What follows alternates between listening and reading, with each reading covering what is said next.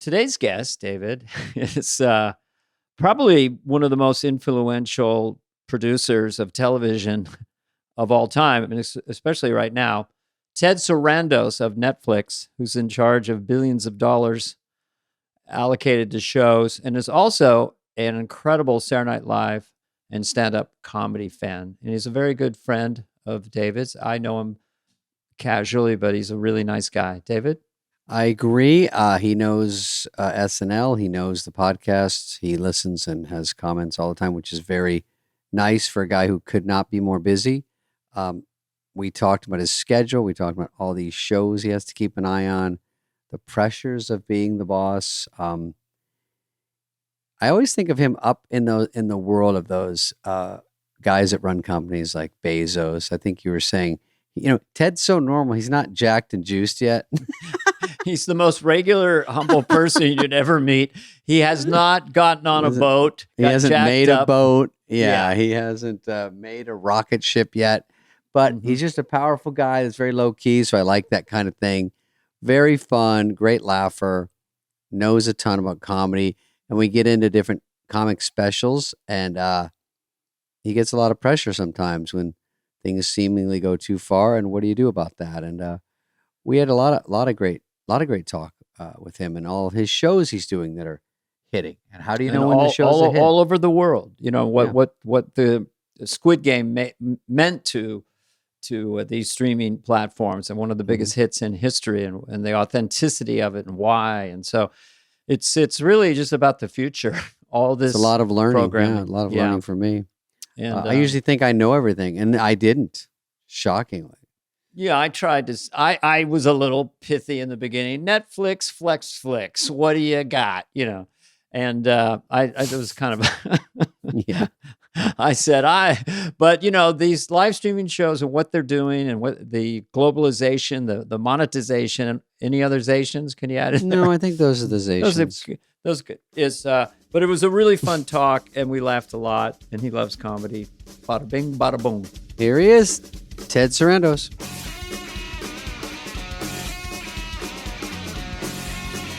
Ted Sarandos, what is your official title right now? Because it seems to jump around. Chief Executive Creative. I'm the co-CEO of Netflix. Holy tomatoes. So does Reed Hastings has to worry about anything? Is any reason? No, Reed is kind of, he's the chairman of the board now, and he just goes off and he's very focused on his philanthropy and ice fishing. He's built a ski mountain in Utah, actually. Wow. He owns Powder Mountain. Oh. Powder Mountain. I was going to do. Yeah. It sounds like a Neil Young song. Oh, to be on Powder Mountain. Sorry. With the double meaning from the Oh, I don't know about Neil. Oh yeah. Like cannabis, but oh yeah. So you don't have a jettison. Like if you weren't doing this, what would you want to do? I don't. Honestly, next year I'm 25 years at Netflix, and my whole career has been in either video stores or video distribution or Netflix. Yes. So if I was not doing this, I'd be probably doing much the same, many of the same things. Because I always thought if I didn't have to make money, I would operate a movie, like a retrospective movie theater or something like that. Well, you're like Quentin Tarantino in that you both were steeped in movies from working and you managing regional video stores. And now you just said you'd like to have a vintage movie theater, and Tarantino has one of those in LA. Yeah. So do you mind if I call you Quentin for the rest of the interview? Please. I will direct 10 movies in my lifetime. That's right. They just ripped one down by the Grove. Is that true, Ted? There was one on Beverly by the Grove in Fairfax, old school one. I think they didn't. It closed down to remodel and just never reopened. Hopefully they're opening a Club Monaco or something important there. So I'd like to lead with this because it might put a smile on your face. So this is trending in these last few weeks. The kids are all talking about this? Well, this is like media that covers companies. Netflix won the streaming wars. Does that make you smile, make you go, we got a lot of work to do? Or does that scare you in a way? Netflix won the streaming wars with 260 million subscribers. Well, 2 years ago, they were writing, bring in the paddles. I think we lost them. I know, you're right. It turned. I told everyone here, don't take that headline seriously or take this headline seriously. That implies that the streaming wars are over. It's the streaming is just the natural evolution of media. It's what people want because it's on demand and it's in their control and they get tons of choice and the economics are so much better than the old pay TV model used to be. So I just think it's a natural course and it's very in earliest days. So there's no war that's over, but there's lots of battles and we're going through a nice the comedians doing Saturday Night Live themed podcast war has not been declared over, but we're in the conversation. Here's what my blink curious thing about you. Have you guys have a show and you think it's going to be a smash and whatever metrics you're using, billions, and it just it underperforms and like, oh, holy shit. Or the opposite. Yeah. Okay, well, let's take a chance on that one. I don't know. And it's a smash. Yeah. So Squid Game versus... What was the biggest smash sort of surprise? Was Squid Game's an actual Squid surprise? Game is the most watched. Yeah, it's the most watched show in the history of the company around the world, including in the US. And it was a surprise in that it was really meant, like all of our local productions are meant to be thrilling to the local population. And they're not meant to be engineered to be global or anything. So what we have found is that the more authentically local a show is, weirdly, the more it travels. Because I think people see it as authentic, as more authentic and real. Yeah. So in that case, it was a relatively expensive Korean television show. But it actually just within about 3 days on Netflix, it just exploded everywhere. So did you pick it up or did you go produce it and put it together? So the director Wang, who was pitching it, had pitched it around the world for about 10 years as a movie. And our Korea team, which is incredible, in our office in Seoul, met with him and said, this is a pretty on-the-nose Korean cinema, sci-fi story. Have you thought about exploring it and opening the world up a lot more? And came up with the idea and he went off and rewrote the scripts. And smart. Yeah. Korean shows. I saw a picture on your Instagram. Ted, I don't follow many people. So this is sort of I'm gonna hear this one. But I think you're on the set of Squid Game 2. Yeah. Season 2, and they're shooting right now. It was this place like 3 hours outside of Seoul. So it was like a fun cultural immersion. You know what they have in Korea that's incredible? The road stop, the rest stops. Oh, they do. Ours are kind of scary in the United States, or they're closed. Yeah. The ones here, spotless clean in Korea, spotless clean. Like have like top line, like very high end food courts in them, and all the regional foods. Like people, like if you live there, you'd actually drive to the rest stop to get the regional food from that area of Korea. Go on dates. Go to the. It's a good date night. It's a good date night. So Netflix, you guys, the red envelopes and the DVDs. So that was a revolution at the time. Yep. Then weirdly, only mailed our last DVD about 4 months ago. That's what I heard about, because there was something just nice about it. The consistency of the branding, the red envelope, and the ease of that. So that was like you and Reed and your other people who work with you. Yeah. Breaking something new. Then, of course, watch on your computer. You can watch a movie on computer.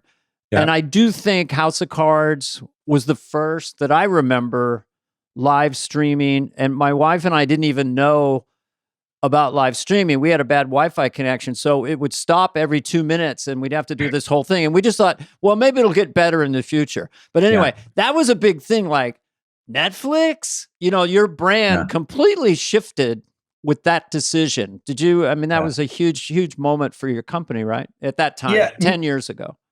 Yeah, it was 2012, and at the time we were building the business up to do streaming. But what's interesting about it is Reed Hastings, this incredible visionary. When I met him in 1999, he talked about Netflix just like this, and it's all digital, totally global. The only thing he didn't see in that vision was doing original programming. He thought this would be a better distribution solution, but we're a tech company. We weren't a creative company. Like Blockbuster, but you just pick one that goes out. Yeah. Is that what you're saying? Something like that. Yeah. So for us, I went, and so we were just in a routine meeting with the producers of House of Cards, who also produced a bunch of movies. And they said this was going to be their first TV package. And did we want to look at it?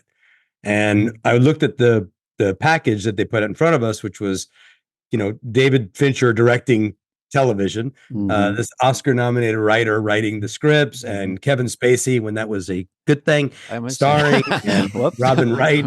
Great actor. I mean, it was like, great actor, great actor. Yeah. Reed Hastings didn't have any psychic visions about him? No. But when they brought it in, I said, look, if we were ever going to get into originals, this would be the one. It's like the perfect package. We had 3 scripts, so it wasn't like we had to do all the development work. And I looked at it and I said, we greenlit the show. We kind of famously gave them a 2-season order, which was pretty unheard of at the time. But mostly because there's no reason you would take a desirable show to Netflix back then.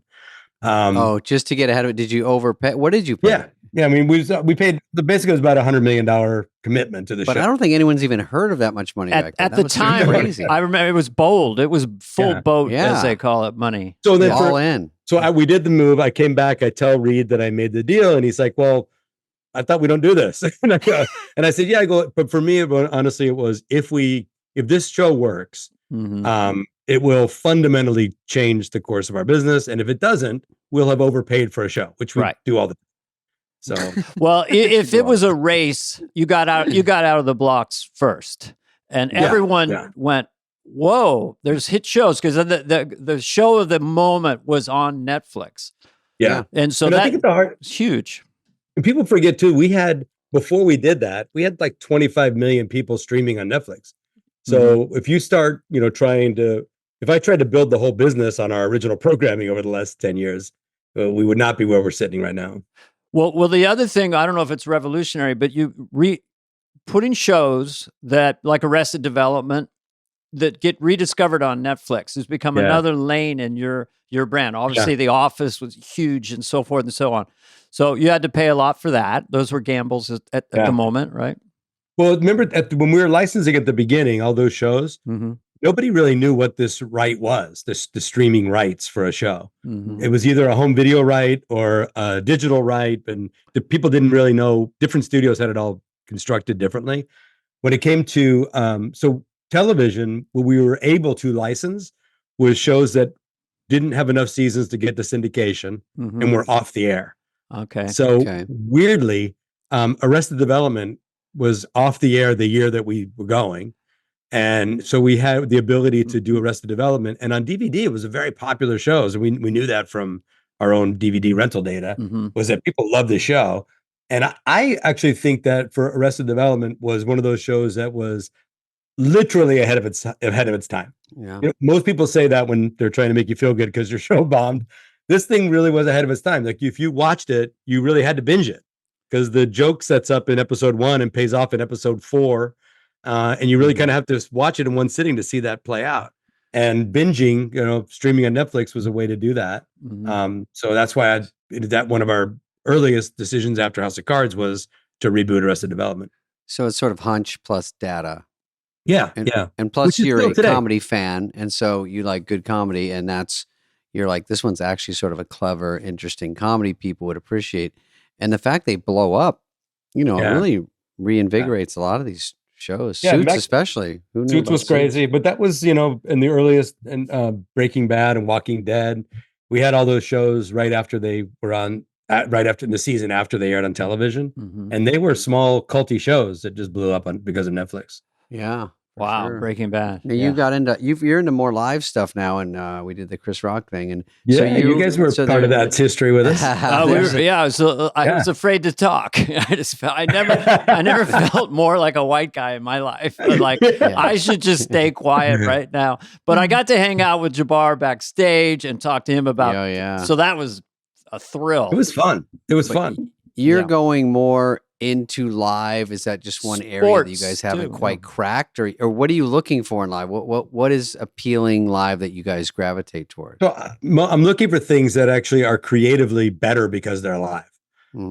But Saturday Night Live is one of those things that people tune into to see what's going to happen. And I do think part of the liveness of it is part of the pitch. Chris Rock Live was an exciting one for us because it had been a year that Chris had not talked about what happened at the Oscars, and he was going to in that set, and there was enough built up, people wanted to hear that story, that the liveness of it really mattered. So it was the most watched streaming comedy special since they started tracking it. And I know internally it was the most talked about for sure of the year, because Sure. people were just so people were rushing home to watch And the Chris what Rock. about the after show? How did that do in terms of numbers? It was actually it held on. It held on both the pregame and the no. It actually did. It was fun to do because talk about like working without a net. We had never streamed anything live, and we actually did it in 2 different cities and pitched back and forth and all this stuff. So our teams were really chomping off a bunch. Are you ironing it all out now? Like every time you do it, it's a little easier. What have you done since? What are you're doing a tennis thing? Tennis, coming up, March 3rd. Yeah, that's and then and Saturday night we have the SAG Awards live on Netflix as well. Okay. Saturday night. Yeah, and then we just announced we did this big deal with WWE. So WWE Raw is going to be on every week on Netflix starting in 25. And you got the tennis one coming, and then we're going to do a bunch of live stuff from the Netflix is a Joke Festival this summer. Oh, right. So you can sort of how much lead time? Sorry, Dana. How much lead time do you need if you say, something's coming up? It sounds kind of cool. Can we get in there? Remember, we hadn't been built for live. So this is all technology for us. It's all new. So we probably need 60 days or so to get the resources lined. Yeah, that's the right answer. Thank you. Yeah, very good. Excellent. Here's a business question, which I don't know if you want to answer, but the NFL, the money that they're getting, and I don't know if I got this right, but I believe Amazon, maybe you're a competitor. I've heard of them. They paid $1 billion for 8 or 10 Thursday night footballs. Is that right? Something in that area. Yeah. In that zip code. Yeah. Bezos, man, that son of a gun. He's on the yacht. He's like, bitch. I think actually it shows you like the thing I always talk about. I'm not like people say, Netflix is against live sports for some reason. No, we're not at all. Just that those big league live sports, the demand for them is so great. Yeah. That the whatever distributor is doing it doesn't really bring much value to it. So they don't get much margin for it. They don't get much profit out of that. And so we were able to, over the last 25 years, build a gigantic company without having a loss leader product. Right. And I think sports generally, big league sports, tends to be a loss leader for television. So at some point, I'm very confident we can be twice as big as we are today without doing that. But who knows beyond that? Are you talking 500 million subscribers? If I run the numbers right in my head, you've rounded down. You've done the math pretty well. Well, you're Dana. at 260, and you can double it. Wait, Dana, what about that Paramount Plus bullshit when they try to throw that in there? I hate those guys. That drove me nuts. I like Netflix. I don't like those Paramount Plus guys. I don't like them. Listen, I'm in my hotel trying to hook my phone up to my laptop to my TV, and I got a antenna on the ceiling. I'm like, how do I get Paramount? I just want to come home and watch the goddamn game. But if that's the future, you're talking about Peacock. Peacock did that. Peacock forced for the playoff game. You had to join Peacock. Yeah. Anybody. Yeah, it was Peacock. It tells you how, like, again, 26 million people or something watched it, but they went from nothing to that. So it's the big people like football, turns out. Sure, but it was sort of a forced situation. I didn't love. Well, to your point, it's live. You don't know what's going to happen. There's a huge gambling component, and then very much so. The Taylor Swift effect of like millions of fantasy football, and millions of young women now like are interested in football to gamble. Yeah. And gamble. They like to gamble too. You're right, Dave. They want them to gamble. They can come lose and play fantasy football when I lose. It's very addictive losing. I saw. I'm not gonna put in a pitch for this for them, but I saw a product that the NFL is working on that basically incorporates all your fantasy football picks, your gaming, and everything. So you're watching on you pull out your iPad and watch the game through the lens. It's a lens, like it's almost like a screen where it's also all that shit while you're I mean, sure, the future is like, I'm surprised states don't have gambling everywhere because everyone's willing to lose everything just to gamble, and it seems to be everywhere. Some states I can't play it on my phone. Some I can.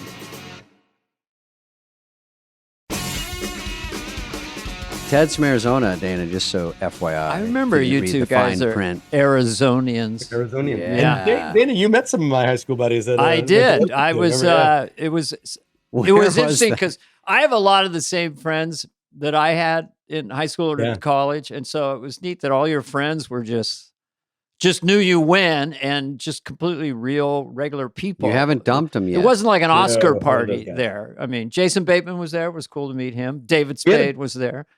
Mr. Chappelle was there. Yeah. Oh, yeah. It was a fun night. That was a fun night. By the way, with Chappelle, I got 2 stories for Chappelle, just to interrupt you. Yeah.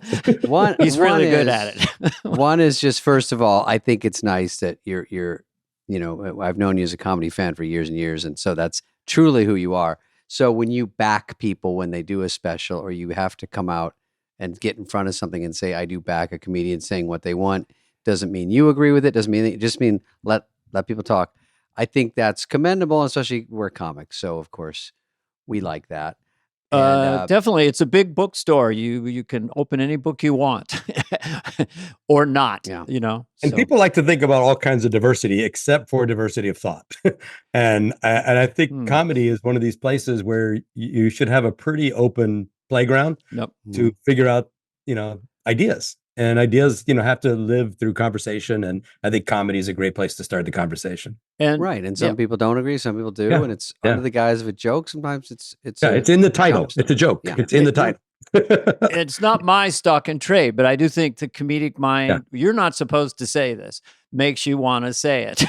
You know, you can say all these things, but not that thing. You're like, well, wait a minute. You know, if it, you immediately want to crack that puzzle. Right? Yes. Yeah. Right. I mean, watching comedy, sometimes people like that when they say, oh, he went pretty far. I don't agree with that, but they're trying stuff. It's not the same 6 jokes that everyone's allowed to use. I think it's funny. I think that people, like, you know, when they talk about comedy and try to put it into camps, and like, well, some people talk to work blue and some people don't, and one's better than the other. I actually think it's an art form that has a lot of different shapes. And some people, like, if you do shock comedy, the hard thing, I've been watching a lot of comedy over the years, like, the hard thing is getting the audience back.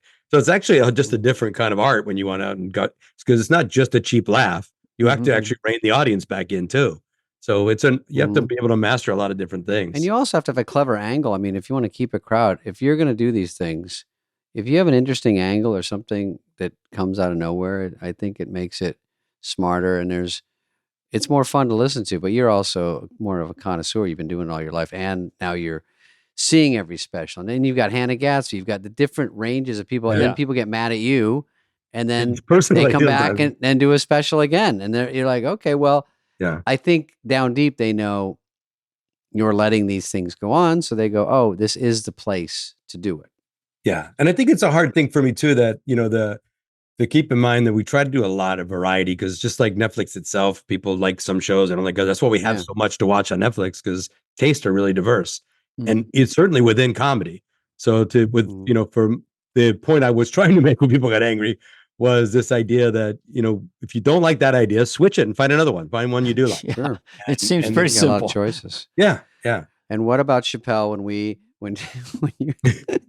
we had your party the other night, and he has all these people over for the Grammys. Chappelle's up for one. I think Wanda Sykes, maybe Aziz was up for one, and Chris Rock, Sarah Silverman, yeah. Ted went around. First of all, it's the most fun. Dana, you were invited. You couldn't come, but you're obviously invited. I heard all about it. It's so fun. So he's got 2 tables. It's pretty much only comedians. We all have a place setting, and so you sit down, and then Ted walks around, and it's pretty hard to do this. Ted stops at each person. Sarah Silverman's here, and she's done this and this, and we all know her from this and this. And then I go, oh my God, he's doing it to everyone. And it's so hard. He had to keep us entertained, know the credits, know something about the person. And he's going down, up and down. Remember this, Ted? Yeah, I know where you're heading. And so Arsenio Hall was outside. You remember this? So he's outside. Ted has already thanked Dave Chappelle, you know, all the people actually up for a Grammy for the dinner. And he does this whole thing about Chappelle. Very nice. Then Chappelle's standing behind me for some reason. And so when Ted gets to me, right when he gets to me to just fawn over me for I was about to fawn. And he was really just working his way to the main event, which is me. And then so Arsenio goes, do Dave Chappelle, he's hiding behind you. And you're politely like, well, I did talk about Dave, but you know, I'll say a few words again. And Dave takes the mic There was a mic. Okay. Was there a mic? No, Mike. He just took the Okay, he's got a voice. Yeah. And he says, I can't believe I'm here with all my favorite comedians. He's so nice. And then he starts going to each person, and I'm like, wait, is he doing what Ted's doing? And so Ted now, just do that? Yeah. So now I'm staring because I've got there's a little shrubbery on the tables, but I've got Ali Wong and Bill Hader right in front of me. So, and Rock is behind me. So I'm next, and Ted's just waiting to keep going. And Chappelle did probably 15 minutes. He did like a set.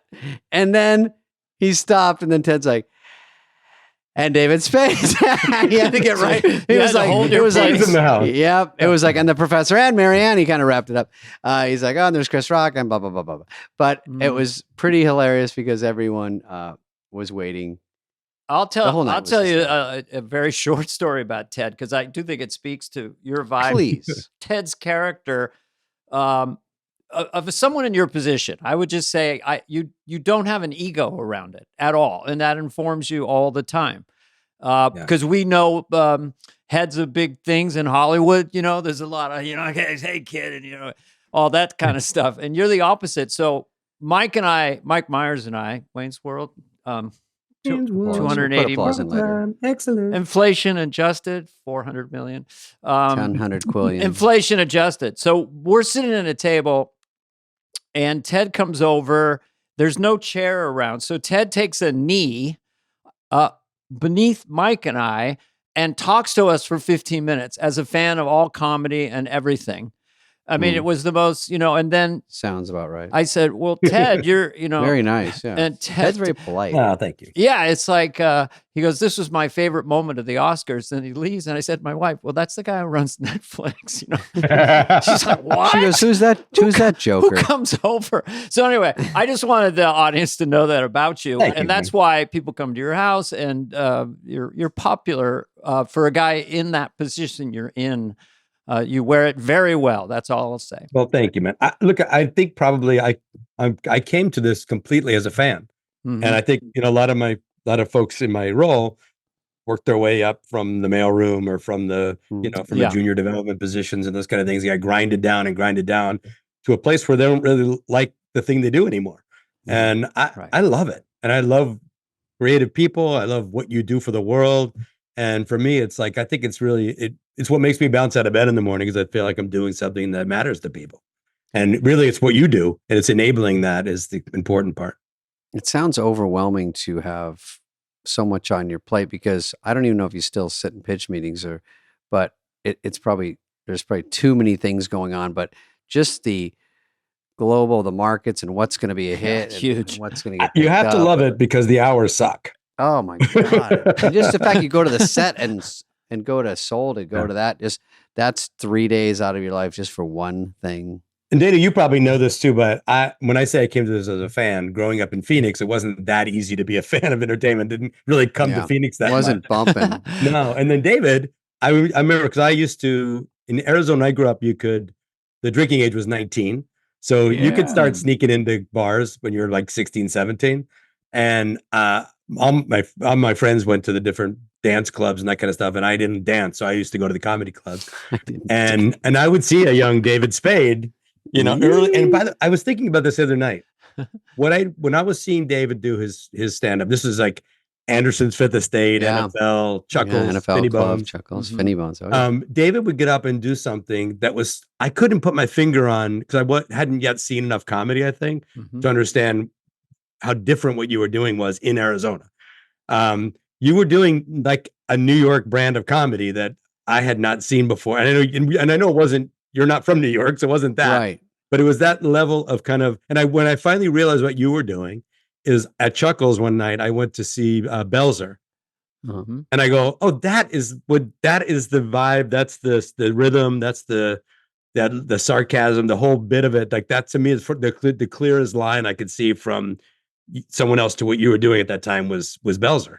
Oh, that's not, when I started, I only knew people from the Tonight Show, I'd only watched that. Yeah. So I was sort of luckily not so influenced by, if I grew up on the East Coast, you're seeing 10 comics a night at the clubs, and they're all pretty smooth.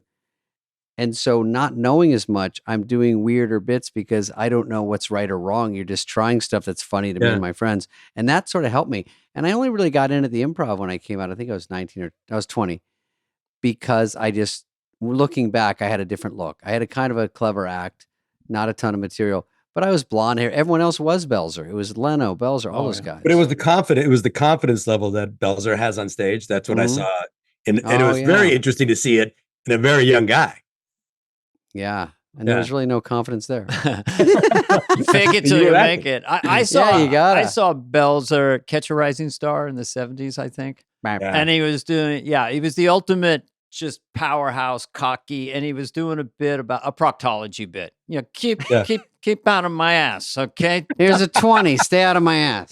And then, obviously he was an influence on Dennis Miller, who then took it to his own own place. Yeah. But that kind of sarcasm and specificity, I see a lot of Dennis in David at times, and also calling back quickly words and references. So, and I think that this idea that if something didn't work, it wasn't the end of the set or the end of my day. It's like you had to just flow right into something that make fun of the audience for not laughing at the joke. Right. Yeah. Sometimes when I first went on at Chuckles at an amateur night, my literally first night, the guy said, I think I told you this, Dana, when I get off, just some guy, just the manager, he doesn't probably give a fuck about comedy.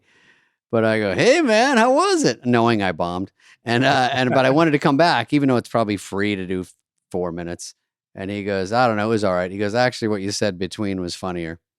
And then he walked away and I was like, and then that's my whole life. That's my whole life. Self-deprecating. You knew what to do. Yeah. You knew throwaway jokes, this kind of thing. Yeah. And then it just turned into that. Yeah. You were the opposite of Please Love Me. Maybe I was in that mode at one point. Come on, everybody.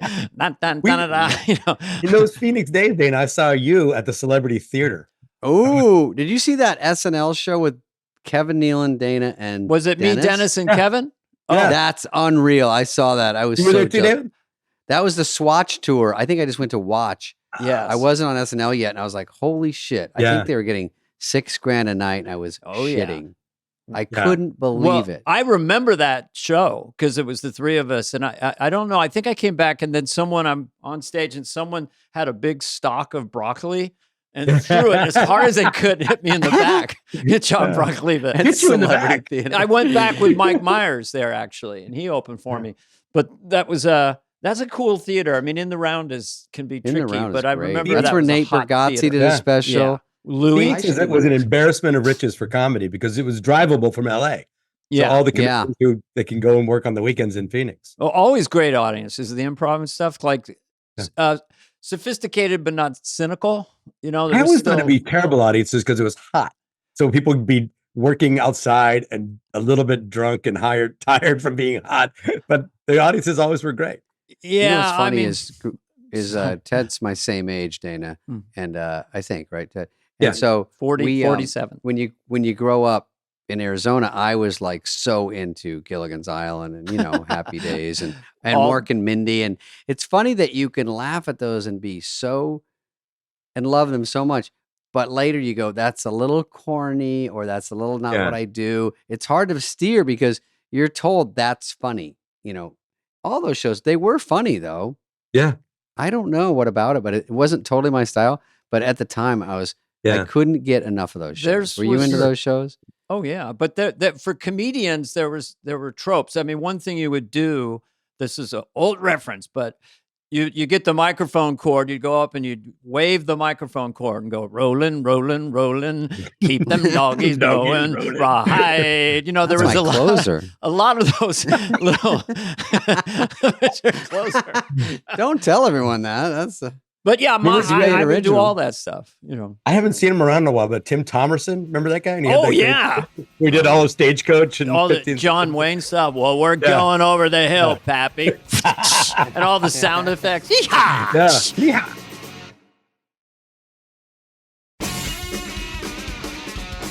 I mean, I do like the assortment pack of stand-up. I do like that the Kennison can come on or Carrot Top. Kennison not anymore, obviously, but in the day, it was a lot of different styles of comedy. Do you think, this is a good question for you, where are we right now in the world of stand-up? Are they mimicking each other? Is Shane the newest kind of different type of guy? I mean, how do you see it? Yeah, I think it's in, I think comedy always comes in waves. And I think there's this interesting wave right now with like Nate, Yeah.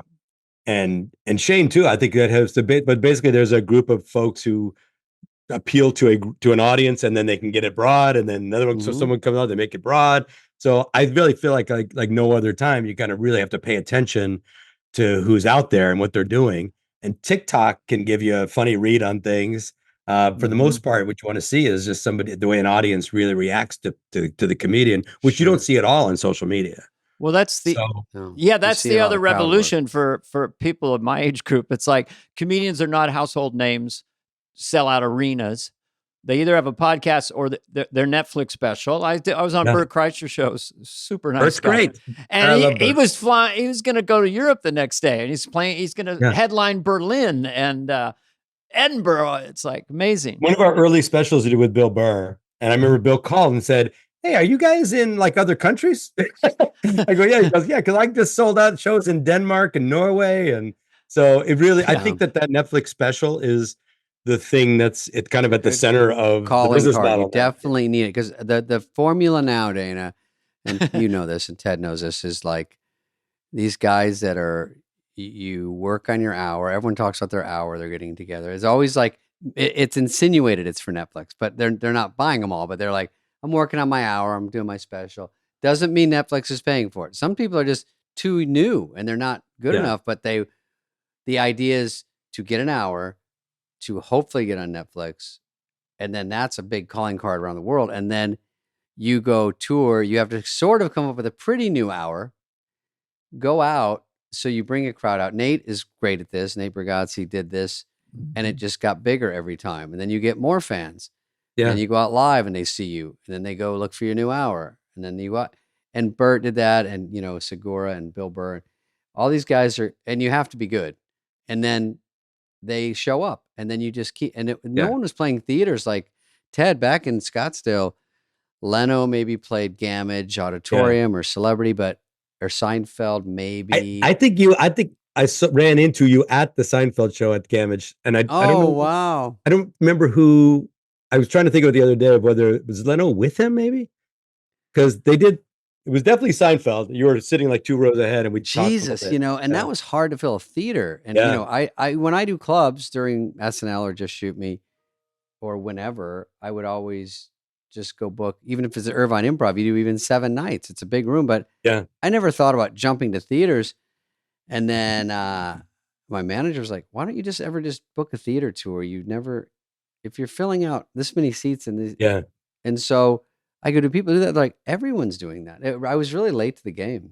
I think I heard Bert Kreischer describe like the whole business of how to book clubs and how to do the Netflix special, what to do after that. And he's like, he's super tuned into the business model for sure. And he has a pod and he has clips out. And then like Bobby Lee, Theo, like these guys that it's a whole, I know the younger generation really loves them. Yeah. It's great. And it can put you, I mean, like you said, if it's a great hour, it can definitely change the trajectory of everything, and you can build on it. And it's a recurring thing.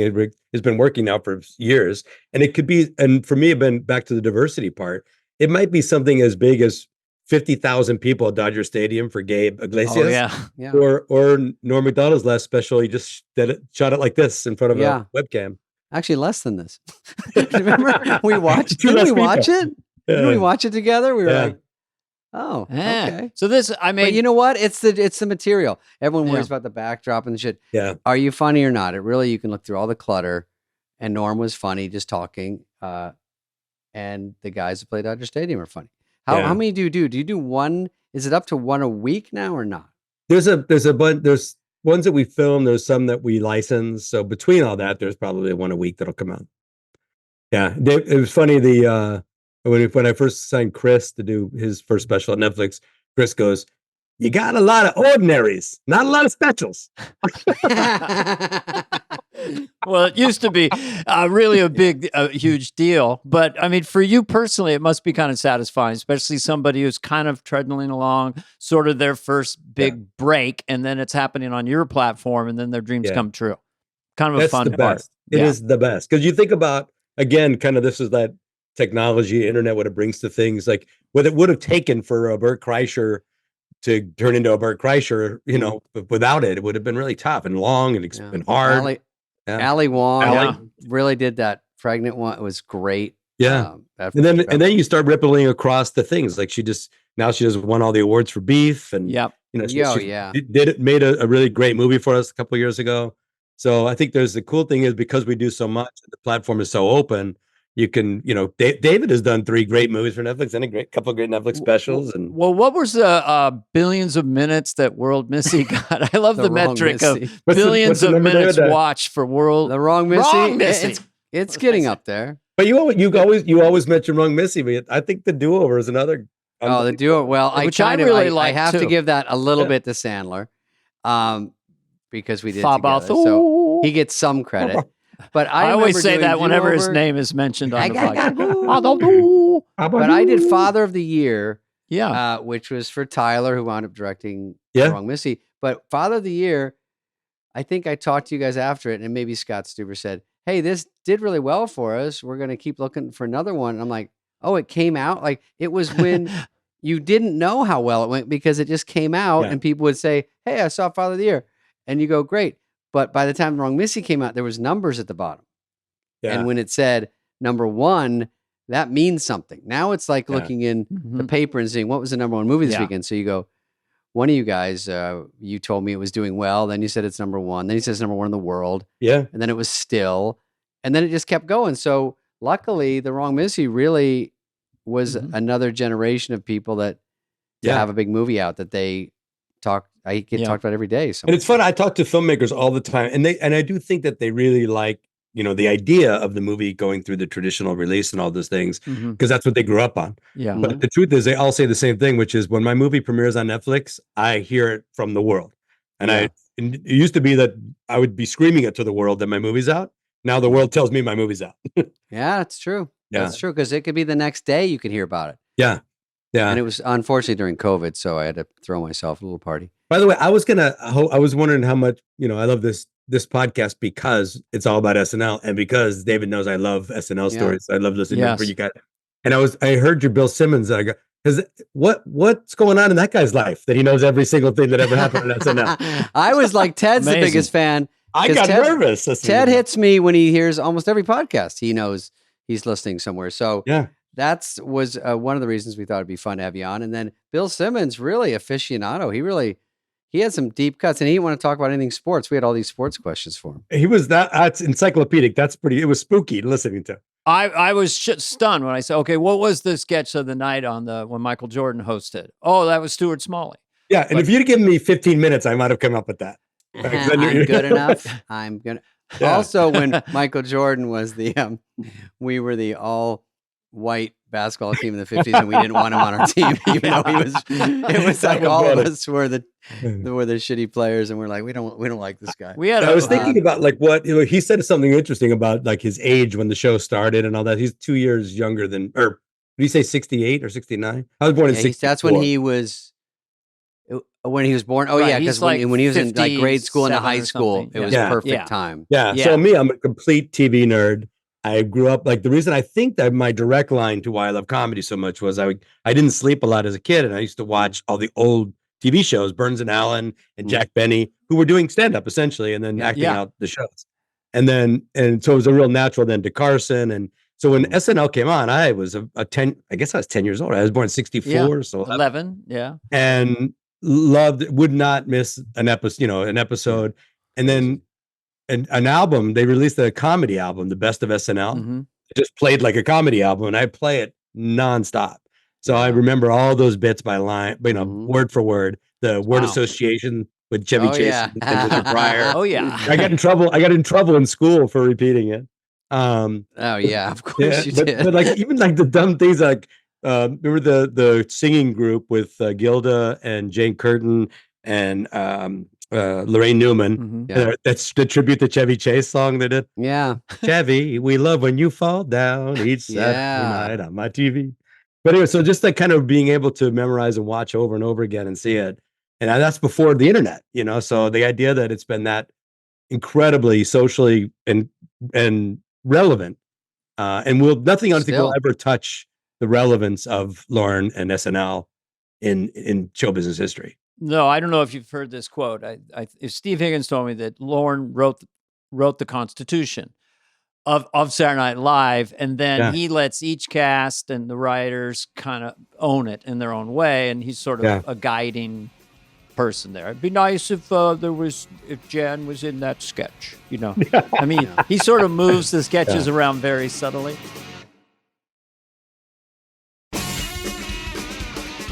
Any Lorne story before we got to let you go? Yeah, no, I mean, my connection to the show is mostly fandom.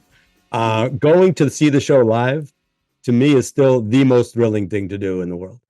I never tire of it. The first time I got invited, Lauren invited me, and I got that seat like right in the center above the center stage. Oh, right on top of the. Yeah, which I said, this is the best seat in the house. I can't any better than that. Yes. And right after the monologue, his assistant came up and said, "Hey, Lauren would like to know if you wanted to come down underneath and watch a show with him."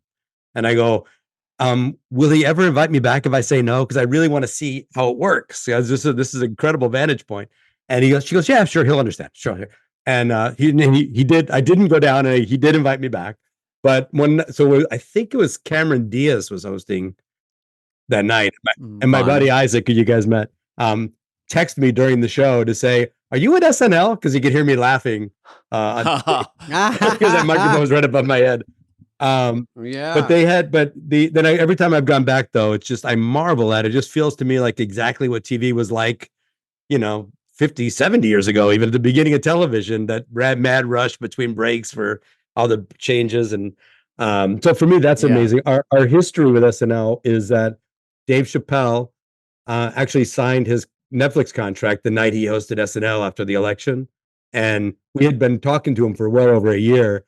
And he said at the show, we went to and they said, my contract is signed and sitting on the seat. So he just signed it, set it on the seat, and went out and hosted the show. That was a pretty changing thing. That's funny. Very cool. Yeah. And then Lorne, and I've gotten to know Lorne over the years, and I hugely admire. It's hard to say that you get to become friends with someone you so idolize like that. But I count him as a friend. And we were going to last year be co-honored by this organization called Pan America, and because of the Writers Guild strike, it got kind of nasty, and they had threatened to boycott it and all that kind of stuff.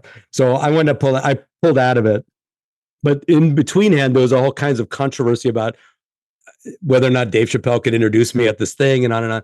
So I sent him a note and to say, "I'm sorry I can't be there. I didn't want to ruin it for you." Blah blah.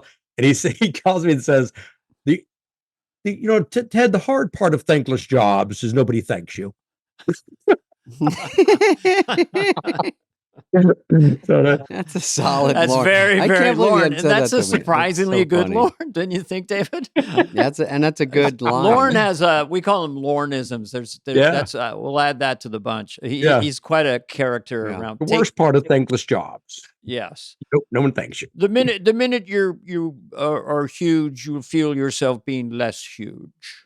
In show business.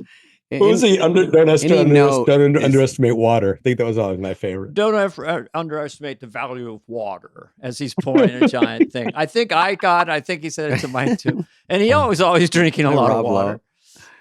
Everything out of his mouth is, what he is that type of person that takes a really big idea and distills it down. Yeah. Which is a sign of intelligence, I think. I think too, the guy's you think going to the show and then staying at the party after for 50 years. Fuck, I can't do that. I can't. Another gigantic highlight for me with the show was 25 years ago. Me and that same group of buddies that you guys had met, we went to Aspen for the comedy festival, the HBO Comedy Festival. And you guys did the 25-year of SNL. Oh, and wow. That was which felt like an SNL convention because there was so many SNL people there. And that's the first time I ever met Farley. First time I ever met Sandler. Wow. That was a big group the original cast all the way up to Will Ferrell's cast were up in the bleachers. Yeah. Is that where I did Burt Lancaster and Kirk Douglas? Yes. Okay. Yeah, you killed on that night. Yes. Sorry. That was a funny. I can't imagine what it was like to try to get a line in on that stage.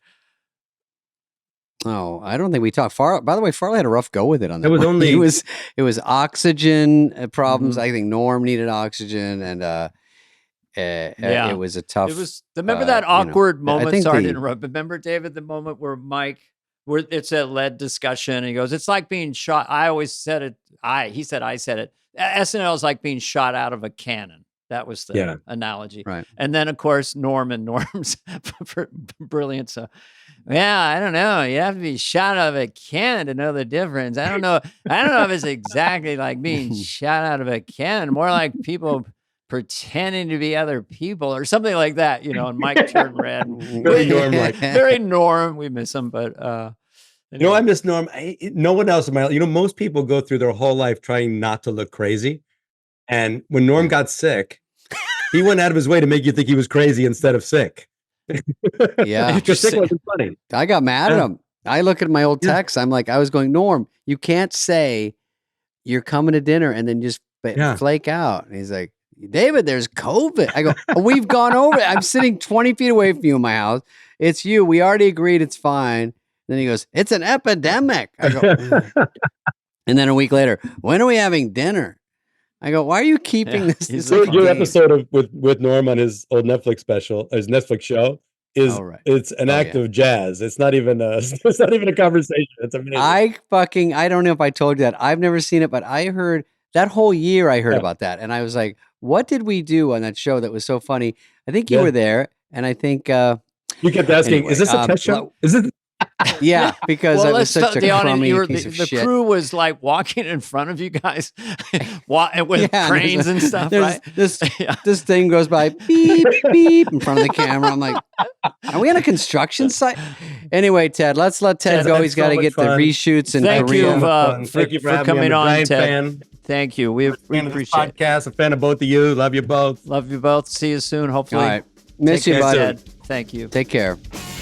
This has been a presentation of Audacy. Please follow, subscribe, leave a like, a review, all the stuff. Smash that button, whatever it is, wherever you get your podcasts. Fly on the Wall is executive produced by Dana Carvey and David Spade, Jenna Weiss-Berman of Audacy, Charlie Finan of Brillstein Entertainment, and Heather Santoro. The show's lead producer is Greg Holtzman.